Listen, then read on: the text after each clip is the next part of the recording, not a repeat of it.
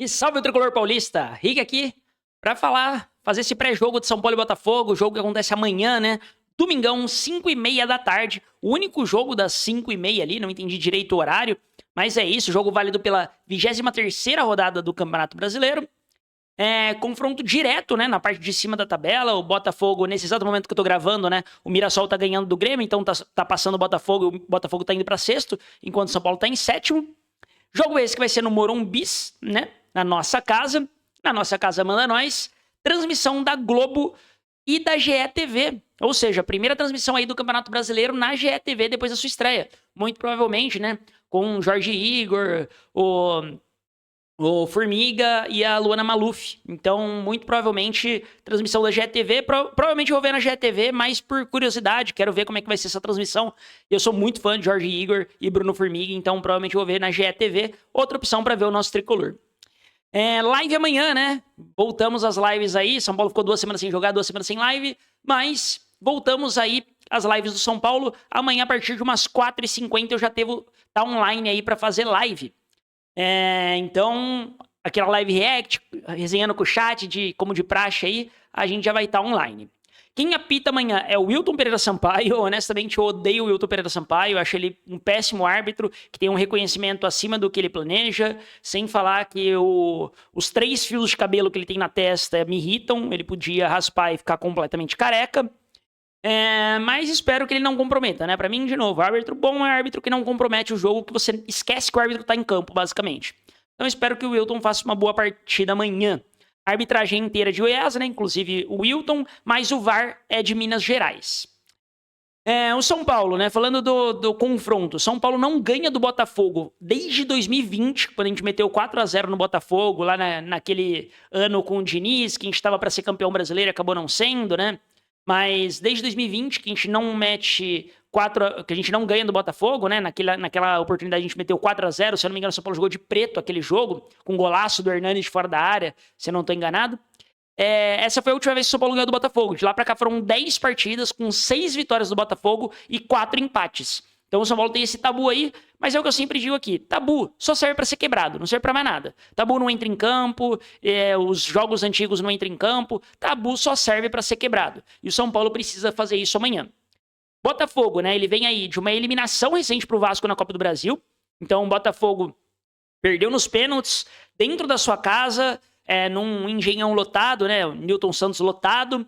E o Vasco surpreendeu, né? Saiu ganhando de 1-0, conseguiu se segurar. Teve um pênalti ali meio juvenil do Léo Jardim, mas que no fim das contas não comprometeu. O jogo foi 1-1. O Vasco soube se segurar e nos pênaltis levou, com a estrela do Léo Jardim brilhando. Ele que fez o pênalti. Depois defendeu o pênalti do Alex Telles, que tinha cobrado o pênalti no tempo normal.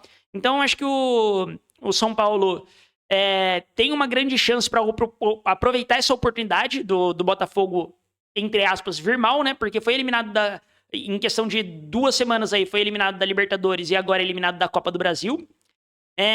O Botafogo, como eu disse, né, tá em sexto do Brasileirão, então não tem mais nem por que poupar. O Botafogo deve vir com o que tem de melhor, porque é a única competição agora que restou pro Botafogo, que foi eliminado pra LDU e que foi eliminado pro Vasco na Copa do Brasil. No Brasileirão, o Botafogo vem de vitórias contra Juventude e contra o Red Bull Bragantino. 2, entre aspas, goleadas, né? Acho que foi 3-1 contra o Juventude, 4-1 contra o Bragantino. Então vem de 2 jogos bons, mas são de 2 times que vêm muito mal, né? No Brasileirão, Juventude e Bragantino.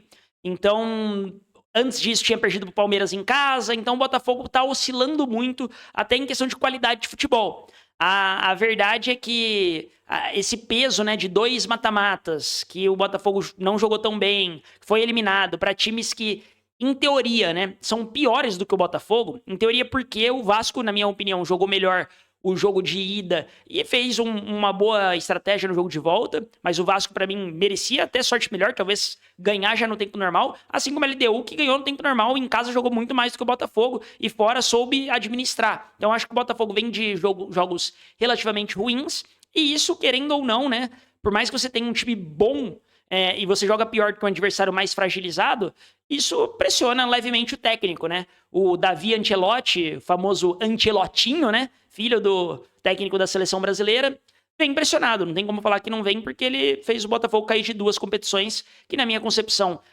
seriam as duas competições que o Botafogo poderia brigar por alguma coisa. Agora o brasileiro acho que fica muito distante, tá? Numa vantagem ali muito grande para os 3 que estão na parte um pouco mais de cima ali, Flamengo, Palmeiras e até mesmo o Cruzeiro. Acho que é muito difícil esses 3 times vacilarem para Botafogo, São Paulo, até mesmo Mirassol, que tá ganhando mais uma partida, Bahia, tentar chegar ali na parte de cima da tabela.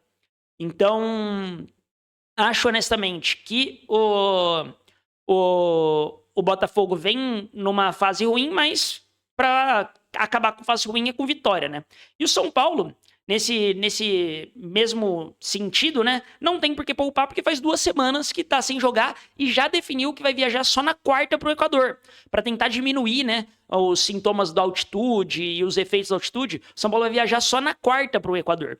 Então, dito que o São Paulo vai viajar só na quarta, segunda consegue fazer um planejamento ali de um treino mais regenerativo, de descanso, na terça um treino mais focado, na quarta ainda consegue treinar antes de viajar. Pô, eu acho que o São Paulo não tem por que poupar nenhum titular, tem que ir com o que tem de melhor. Claro, né? Luciano e Bobadilla estão suspensos, levaram amarelo no jogo contra o Cruzeiro e não jogam, então são 2 desfalques aí importantes, até porque a gente tá sem centroavante, né? Depois que o André Silva machucou, não conseguiu trazer ninguém, de fato, de centroavante nessa janela. Já vou falar um pouquinho mais do Rigoni, porque eu acho que ele vai começar de titular amanhã, mas vamos ver. Mas, de qualquer forma, acho que o São Paulo amanhã vai com o time completo. Então, o São Paulo deve vir aí amanhã, né? Com o Rafael no gol. A zaga, para mim, é o que mais traz. Será que a gente vem de um jeito? Será que a gente vem de outro? Por quê? Porque tanto o Maílson quanto o Rafael Tolói já estão disponíveis para jogar. Já dá para colocar os caras em campo e mandar bronca para eles jogarem. Então, o Tolói pode brigar com vaga aí com o Arboleda, que tá voltando de lesão. Pode brigar com vaga até com o Ferrarese, ali pela direita, que foi onde o Tolói jogou mais vezes. Então, eu não sei se o Tolói toma a vaga de alguém, ou até mesmo poupa um pouco o Arboleda por esse fato, né? Mas, eu honestamente, eu não pouparia ninguém, eu iria com quem a gente tem de melhor. Enfim, e eu acredito que ainda por estar um pouquinho sem ritmo de jogo, eu não sei se eu iria de Tolói, não. Eu acho que é um jogo importante pra gente consolidar o time que vai jogar contra a LDU. Duvido que o Tolói vai jogar contra a LDU de titular, porque ele tá sem ritmo de jogo ainda. É um jogo que vai pedir muito do físico. O Tolói é um pouco mais velho, então eu duvido que o Tolói deva jogar contra a LDU. Por isso, eu iria de Alan Franco, Arboleda e Ferrarese. Mas vamos ver, pode ser que o Tolói apareça tanto na vaga do Arboleda quanto na vaga do Ferrarese. E às vezes até Ferrarese e Arboleda podem de repente ser poupados e colocar o Sabino ou até mesmo o Alan Franco. Vamos ver. Para mim a zaga é o que mais é uma incógnita agora que a gente tem o Rafael Tolói para revezar aí com a galera. Eu apostaria no time titular. Na direita, eu acho que a gente ainda vai de Cedric, porque a gente vai usar muito esse jogo contra o Botafogo, na minha concepção, para se preparar um pouco mais para o jogo da LDU. É uma verdade, cara. Jogo antes do Brasileiro, jogo antes da Libertadores, perdão, jogo do Brasileiro, que é antes da Libertadores, a verdade é uma só. A gente vai precisar usar de laboratório, usar de teste, às vezes poupar. Esses jogos a gente não vai poder encarar como, nossa, olha como o São Paulo jogou desse jeito ou daquele jeito. Cara, não dá. Vai ter que ser jogo laboratório, jogo de teste pro que vem pela frente. Então a verdade é que o São Paulo, na minha concepção, precisa testar e, haja visto que a gente vai jogar fora contra a LDU, o Cedric vai ser titular.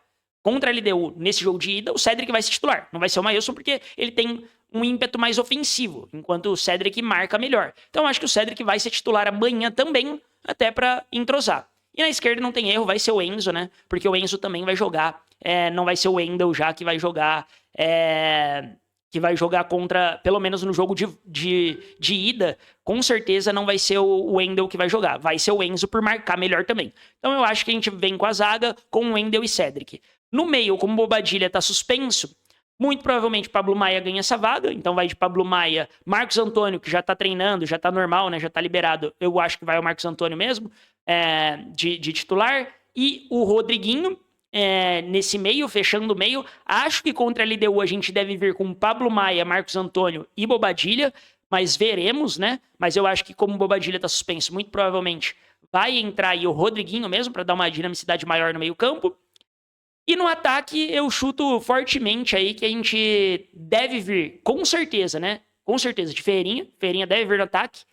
E a dupla dele pode vir tanto de Tapia quanto de Dineno, quanto de Rigoni, que pra mim vai ser a grande aposta. Eu acho que o Crespo deve testar o Rigoni como esse falso 9, como esse centroavante que a gente não tem. O Rigoni, ele não é pequeno, né? Ele é alto, ele consegue brigar relativamente pelas bolas.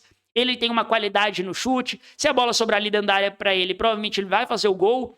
Então, eu acho que o Crespo vai testar o Rigoni sim como esse falso 9 pra ver o que é melhor contra a LDU. Se ele coloca o Luciano, que ele já sabe como joga, se ele coloca Luciano e Ferreirinha, se ele coloca Luciano e Rigoni, se ele coloca Ferreirinha e Rigoni e deixa o Luciano no banco.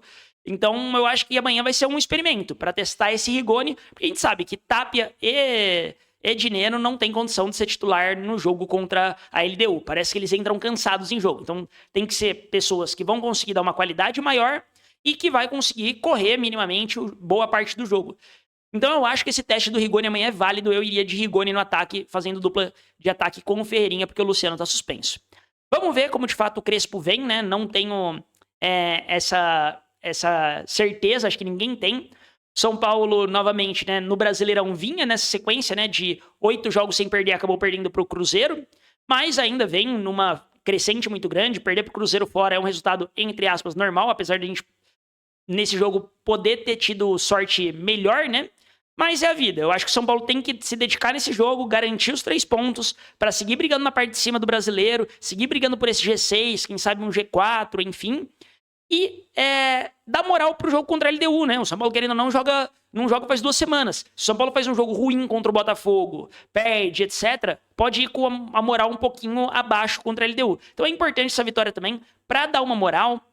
Mas foi o que eu disse aqui. Ainda assim, esses jogos de Brasileiro, antes da Libertadores, pro torcedor, pro time, pros jogadores, pra todo mundo, cara, é um jogo é um jogo que você tem que dar uma relevância menor.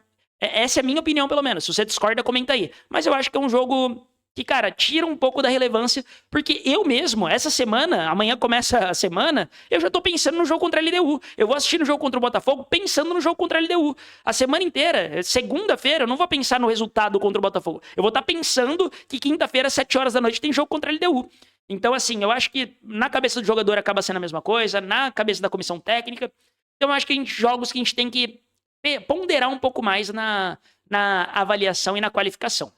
A verdade é uma só. Eu acho que o São Paulo tem que tirar o máximo das peças que tem e jogar bem, né? Tirar o máximo que eu digo é no sentido de tirar o melhor de cada uma das peças, testar o que tem para ser testado e fazer um bom jogo, que se der tudo certo, a gente sai amanhã com os 3 pontos, quebra esse tabu com o Botafogo, que vem numa baixa aí, que acaba de vir de uma eliminação e ferra de vez com o Ancelotti. Botafogo, que inclusive a dupla de ataque não joga, né? Arthur e Arthur Cabral se lesionaram e não jogam contra o São Paulo. Então também mais um ponto positivo para o São Paulo tentar sair com esses 3 pontos.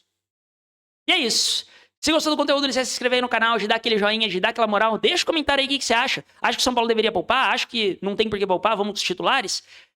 Quem você iria de dupla de ataque? Iria com Tapia ou Dineno ou iria com Rigoni de fato? Na zaga, coloca o Tolói, deixa Arboleda, Alan Franco e Ferrarese. O que você faria? Eu comentei aqui tudo que eu faria, espero que tenha gostado do conteúdo. Não esquece que vão estar em live amanhã, a partir de umas 4h50, no máximo 5 horas. A live